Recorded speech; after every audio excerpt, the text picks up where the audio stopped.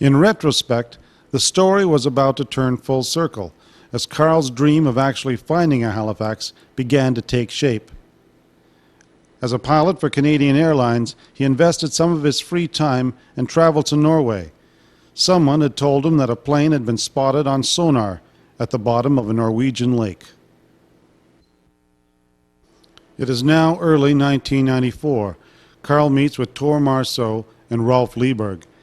As teenagers in 1945, their early wartime memories compel them to explore Lake Mjosa in search of a legendary Halifax aircraft.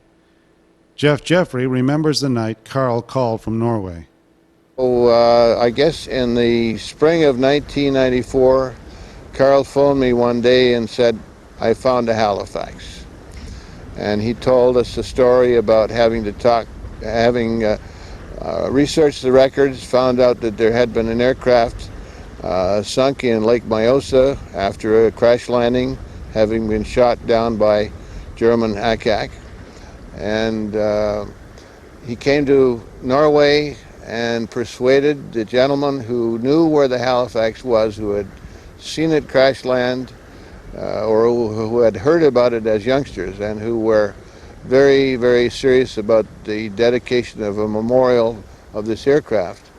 And after meeting Karl and realizing how sincere he was, they decided that they would show him where it was and that we could go about on the salvage.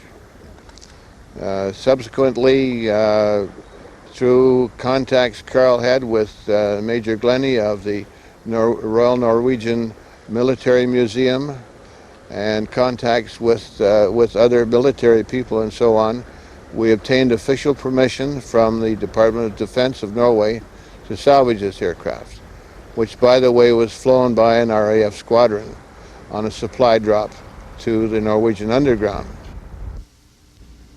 With the discovery of the aircraft, preparations for the salvage operation began in earnest. The sonar chart gave them enough information to make some important decisions, but the estimated weight and lifting conditions of the mainframe were still unanswered questions. The big problem was the plane was 750 feet down. Deep sea diving companies were approached for their expertise in salvage operations. It wasn't long before Jeff and Karl realized the complexities of lifting an aircraft of this size. We made a trip to Norway to talk with a company called Decon, which is run by two gentlemen, Dag Ammerud and Gunnar Gunnarsson. We felt that they had developed the philosophy and idea of raising this aircraft correctly. When I say philosophy, it wasn't just money that made them want to do it. It was the idea of presenting a monument to the younger generations in the future, to tell the story of what all young men did for the cause of freedom during World War II.